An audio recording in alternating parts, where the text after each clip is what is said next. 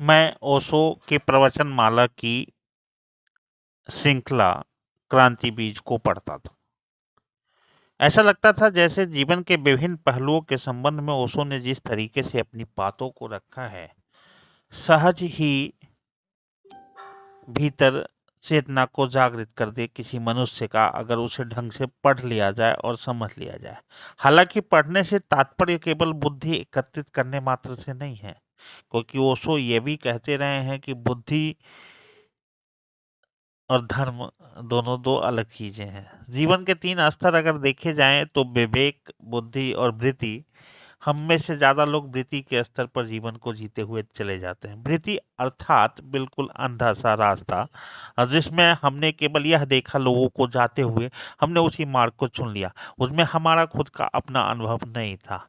मतलब हम अपने अंतस से नहीं जीकर, बल्कि जीने के जो तरीके हम बाहर देखते हैं लोगों के, और उस प्रकार जी लेना ही वृत्ति के स्तर का जीवन है।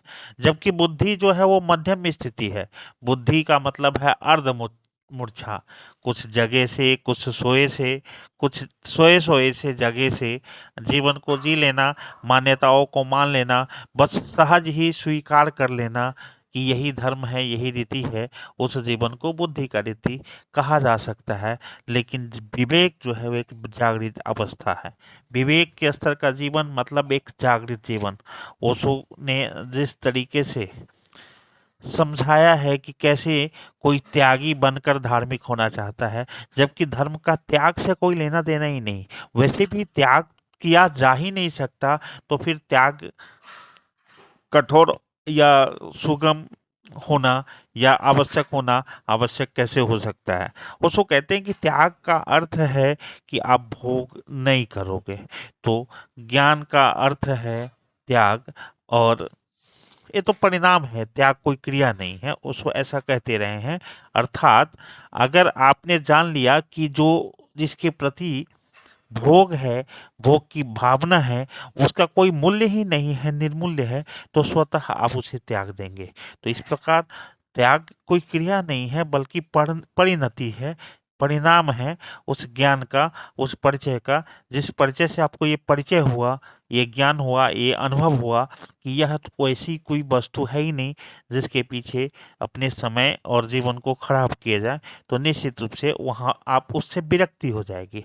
और जो विरक्ति होगी वो स्वतः त्याग का हो जाना हो जाएगा। इसलिए त्याग जानबूझकर, प्रयोजन कर, आयोजन कर किया जाना तो कहीं ना कहीं दमन है। जैसे किसी ने भोग का त्याग किया, किसी ने स्वाद का त्याग किया, किसी ने वस्त्र का त्याग किया, तो किसी ने आवास का त्याग किया, तो किसी ने प्रकृति को ही त्याग कर प्रकृति के ही किसी भाग में बैठकर तपस्या किया और यह मान लिया कि वो संसार से मुक्त है। संसार तो प्रवृत्ति है, संसार प्रकृति है।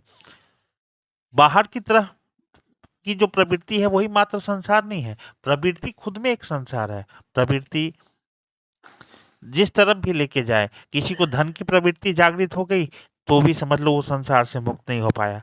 किसी की प्रवृत्ति यह हो गई कि अब संसार को छोड़ना है, अर्थात वो भी अभी भी संसार के महत्व को समझ रहा है और तभी तो छोड़ने का प्रयास कर रहा है। अन्यथा अगर कोई अर्थ ना रखता हो, कोई महत्व नहीं रखता हो, कोई वस्तु, कोई अवस्था, तो हम उसे छोड़ने या पकड़ने की सोचेंगे भी क्यों। इस प्रकार ओशो के तमाम जो व्याख्यान रहे हैं, उसको अगर ढंग से समझा जाए और उसे जीवन में उतारा जाए, तभी वो कहीं न कहीं अपने लिए वास्तव में धर्म या आध्यात्म हो सकता है। जैसे उसको कहते हैं कि जो व्यक्तिगत रूप है उससे स्वरूप पर, खुद ही के रूप पे जाकर ठहर जाना या फिर उस तक जाने वाला मार्ग जो है वो धर्म कहलाता है। इसलिए धर्म की जो परिभाषाएं ग्रंथों से ली गई, धर्मगुरुओं से सुनी गई या फिर अनुकरण करके सामाजिक धार्मिक अनुकरण से जो हमें प्राप्त है, अगर हम उसी को वास्तविक धर्म मानकर जीना जारी रखें, तो लगता है कि कहीं न कहीं खुद के साथ ही धोखा हो गया, खुद के साथ ही छल हो गया। कुछ अधूरे ज्ञान में उलझकर हम कुछ ऐसा रह गए कि जहाँ पूरा-पूरा ज्ञान ही अधूरा रह गया। इस प्रकार जब भी आप ओशो के व्याख्यानों को सुने, मैंने क्रांतिवीर के कई शीर्षक पढ़े। क्रांतिवीर में मैंने कुल 120 लघु शीर्षक देखें, जिसमें कभी चर्चा किया ओशो ने कि स्वयं से प्रेम करो, तो कभी सम्यक दर्शन की बात हुई, तो कभी मोक्ष की वास्तव में कोई प्रवृत्ति हो सकती है या नहीं हो सकती है, इस संबंध में भी ओशो ने खूब वार्ता की है। लेकिन क्रांति बीज को पढ़ने के बाद ऐसा लगता है कि ये धारणा आवश्यक हो गई है। यही वास्तविक धारणा है कि शून्य मन से ही जागृति संभव है, अन्यथा ज्ञान से सब कुछ संभव नहीं है। अगर ज्ञान की बात करें तो ज्ञान जो है बाहरी जगत का है, और भीतरी जगत के लिए तो स्वज्ञान ही संभव है, और ज्ञान से ही जीवन के सही अर्थों का इसमें बताया गया है। जबकि मौन के संगीत के संबंध में उसको बार बार कहते रहे हैं कि जब तुम मौन हो जाते हो, आवाजें बंद हो जाती हैं, भीतर शांति होती है, तो तुम्हें फिर संगीत का अनुभव होता है। वही वास्तव में जीवन का संगीत है। एकदम शांत, एकदम खाली, भीतर जब कुछ भी सुनाई नहीं देता, तो फिर जो सुनाई देता है वह खुद में एक बहुत ही अद्भुत संगीत है। और इस संगीत को सुन पाने के लिए भी भीतर का शांति और शांत होना अति आवश्यक है। तीन छोटे शब्दों पर मनुष्य की समग्र चेतना को घूमते हुए देखे जाने का जो ओशो के विचार रहे हैं, वो है विवेक, बुद्धि और वृत्ति। ओशो कहते हैं कि विवेक से सिस्टम चलते हैं, बुद्धि से जो मध्य में है वो चलते हैं, और चेतना सबसे निम्नतम दशा है। वृत्ति पाशविक है, बुद्धि मानवीय है, और विवेक दिव्य है। वृत्ति सहज और अंधी है, वह निद्रा है, वह अचेतन का जगत है। वहां न शुभ है, न अशुभ है, न कोई भेद है, और ना ही कोई अंतर संघर्ष है। बस एक अंधी वासनाओं का सहज प्रवाह है। इसलिए जो भी व्यक्ति वृत्ति के स्तर पे जीवन जी रहा है, वो बस एक तरीके से नकल कर रहा है। उसकी उपलब्धि एक नकलची से बेहतर और कुछ भी नहीं है। जबकि बुद्धि के संबंध में कहा है कि न निद्रा है न जागरण है, यह अर्ध मूर्छा है। यह वृत्ति और विवेक के बीच के संक्रमण है। वह दहलीज है, उसमें एक अंश चैतन्य हो गया है, लेकिन शेष अचेतन है। इसमें भेद बोध है, शुभ अशुभ का जन्म है, और वासना भी है, विचार भी है। अर्थात बुद्धि न विवेक है न वृत्ति है, दोनों के बीच की स्थिति है और संकलन की स्थिति है। लेकिन विवेक पूर्ण जागृति की स्थिति है। यह शुद्ध चैतन्य है, यह केवल प्रकाश है, वहाँ भी कोई संघर्ष नहीं है। वह भी सहज है, शुभ है, सत है, और सौंदर्य का सहज प्रवाह है। अर्थात अगर देखा जाए तो वो ओशो के व्याख्यानों में विवेक के स्तर को सिस्टम मानते हुए विवेक के स्तर पर ही जीवन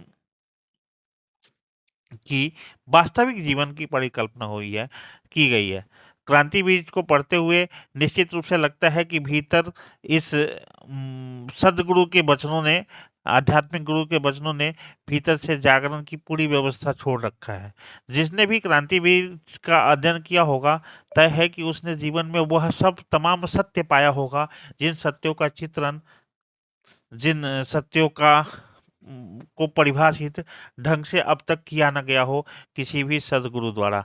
अर्थात ये भी सच्चाई है कि सत्य का कोई चित्र नहीं हो सकता, सत्य का वास्तविक कोई चित्रण नहीं हो सकता, और सत्य का चित्रण करने भी निकलें तो जो चित्र बनेगा वो लगभग असत्य सा ही होता है। क्योंकि सत्य न पूरी तरह से बोला जा सकता है, न सत्य पूरी तरह लिखा जा सकता है। उस बोलने और लिखने के क्रम में भी कुछ न कुछ चूक होंगी, कुछ सत्य और तथ्य बदलेंगे, और वो सत्य फिर पूरी तरह से सत्य नहीं रह पाएगा। इस प्रकार ओशो कहते हैं कि ज्ञान का धर्म से कोई लेना देना नहीं है। ज्ञान एक बाहरी जगत से प्राप्त की गई जानकारी है।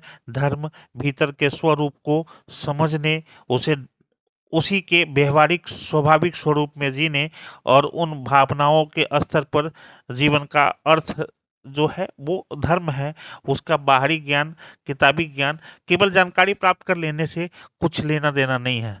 असल में हुआ यही है कि हमने जितने भी ज्ञान प्राप्त किए बाहर से, अगर उसकी उपलब्धि के रूप में कहीं भीतर कुछ शांति प्राप्त हो पाई, कुछ शांत जगत में हम जा पाए, तो निश्चित रूप से उस ज्ञान की कोई उपलब्धि हुई। अन्यथा वह ज्ञान अधूरा सा रह गया, वो ज्ञान एक भ्रम की स्थिति में रह गया, वो ज्ञान न पूरा हुआ न छिन रहा, वो अधूरा अधूरा ज्ञान सा हुआ।